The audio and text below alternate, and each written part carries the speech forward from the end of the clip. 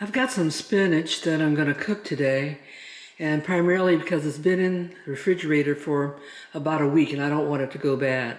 So I'm just going to cook it. I have a number of ways that I cook spinach. This one's just going to be a basic, cooked in, of all things, yes, bacon grease. I've also got onions, a lot of garlic. I've got my bouillon, chicken bouillon, that I'm going to mix with a little bit of water, and we'll go from there. Then we'll add the spinach. I often keep my bacon grease just because I like to use it as a flavoring for a number of different things. And actually, let me show you how I store this. I have a little ceramic container, and I just put the bacon grease in there. And as I need it, then I just add it. Growing up, my mom always saved her bacon grease, but she put it in a Crisco can back in the day. I added the onions. I'm just going to give them a quick little saute.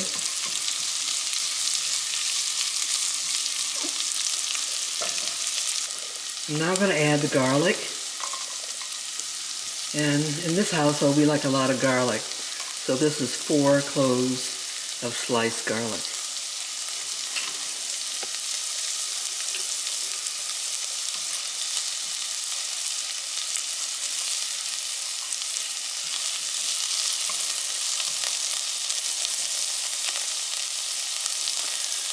You notice in this little skillet over here, I have some bacon. I'm also going to crumble that bacon up and put it in the spinach a little later in the cook. I've got a little water here. I'm going to add, less than a cup. And that's because spinach gives off a lot of water by itself, so it doesn't take very much. In that, I'm also going to take my my chicken bouillon, and we're going to add about a teaspoon for now. I may add more later on, depending upon taste. I'm also going to add some freshly ground black pepper, and I'm going to say that's probably about a half a teaspoon.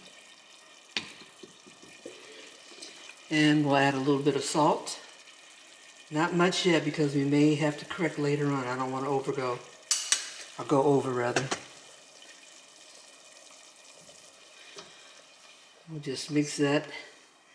Now it's time to add, forgot one other ingredient. This one's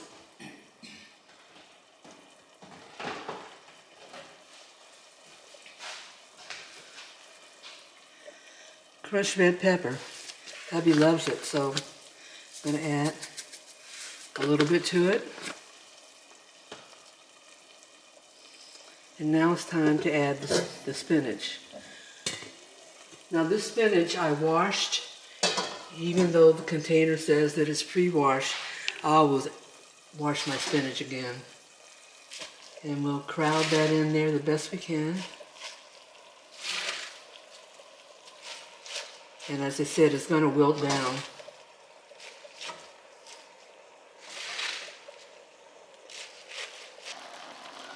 I'm going to let the spinach cook a bit. Put the top on. And then we'll come back to it and turn it over so that all parts of the spinach get some of the seasoning. It doesn't take very long for the spinach to cook.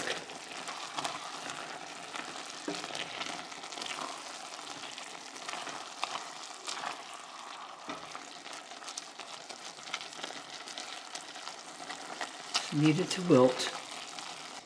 I crumbled up that bacon. I'm not going to add it to the spinach.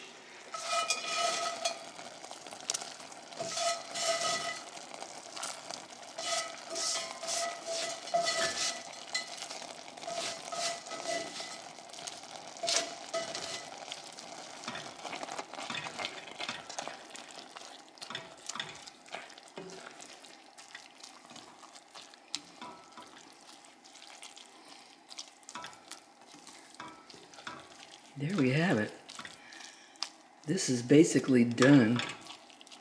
So I'm going to turn the heat off. and wait for dinner.